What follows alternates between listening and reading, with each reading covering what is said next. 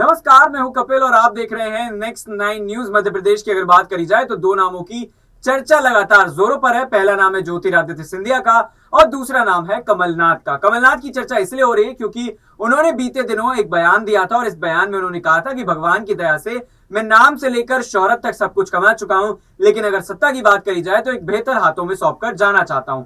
वहीं अगर ज्योतिरादित्य सिंधिया की बात करी जाए तो उन्होंने कांग्रेस की सरकार गिराई थी और उसके बाद से लगातार वो निशाने पर हैं कांग्रेस के। लेकिन बीजेपी की अगर बात करी जाए तो मुख्यमंत्री पद को लेकर यह चर्चा है कि क्या उन्हें बड़ा पद दिया जाएगा या फिर उन्हें अभी और ज्यादा इंतजार करना पड़ेगा। लेकिन जिस तरीके से बीते दिनों ज्योतिरादित्य सिंधिया ने एक ट्वीट किया था और इस ट्वीट पर कहीं ना कहीं जो सुप्रिया श्रीनेत हैं, कांग्रेस की महिला प्रवक्ता हैं, उन्होंने हमला किया था और अब ट्विटर पर इस तरह की जो ट्वीट्स के जरिए जंग चल रही है वो जारी है। क्या कुछ कहा है उस पर बात कर लेते हैं। वैसे ये कहा गया है कि जिस तरीके से तूतू मैं हो रही है उसमें सलाह दी गई है कि जो महिला कांग्रेसी नेता हैं वो कहीं ना कहीं पहले इतिहास पढ़ें और कविता कम पढ़ें। पूरा मामला क्या है उस पर भी आपको बता देते हैं कि कैसे ये जो कहानी है, ये जो विवाद है, इसकी शुरुआत हुई है। ज्योतिरादित्य सिंधिया ने 10 फरवरी को मराठा साम्राज्य के शासक महादजी सिंधिया को याद करते हुए लिखा था कि आज के दिन 1771 में दिल्ली जीतकर हिंदुस्तान की अखंडता की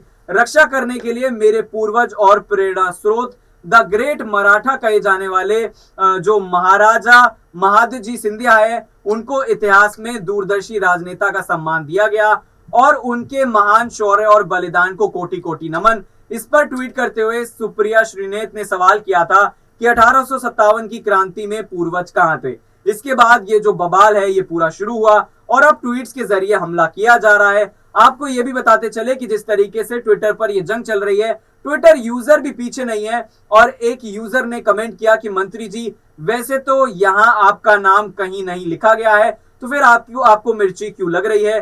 तो ये तो वही बात हो गई कि चोर की दाढ़ी में तिनका। इस तरीके की बातें जो है वो लगातार सामने आ रही है। 2019 के लोकसभा चुनाव में राफेल का मुद्दा बनाया गया था कांग्रेस की तरफ से और बड़ी हार जो है उन्हें मिली थी। अब इस बार अडानी का मुद्दा जो है वो लगातार बनाया जा रहा है। हालांकि ये पूरा जो विवाद है ये ट्वीट के जरिए से शुरू हुआ और कहीं ना कहीं कांग्रेस की अगर बात करी जाए तो सुप्रिया श्रीनेत ने जिस तरह की टिप्पणी की है वो कहीं ना कहीं ये माना जा सकता है कि ना तो सिंधिया को पसंद आएगी और ना ही बीजेपी को पसंद आएगी, क्योंकि हिंदुत्व बीजेपी के लिए एक बड़ा मुद्दा है और जब पूर्वजों की बात हो रही हो तो कोई भी नहीं चाहेगा कि इस तरीके के कमेंट जो है वो होते हुए नजर आए। तो क्या एक बार फिर से जो कांग्रेस की हार लगातार राज्यों में होती जा रही है वो खींच यहां पर निकल रही है या फिर जो सुप्रिया श्रीनेत कह रही हैं वाकई में उसमें दम है? इन्हीं तमाम सवालों के साथ छोड़े जा रहे हैं और एक सवाल ये भी है कि ज्योतिरादित्य सिंधिया के ऊपर जो आपत्तिजनक टिप्पणी यहां पर श्रीनेत करती हुई नजर आ रही है, इसके बाद कांग्रेस को किस तरीके से फायदा होगा या नुकसान होगा और मुख्यमंत्री का पद जो जिसको लेकर लगातार चर्चाएं हैं वो सिंधिया को मिल पाएगा या नहीं, कमेंट करके जरूर बताएगा। फिलहाल देखते रहिए नेक्स्ट 9 न्यूज। नमस्कार।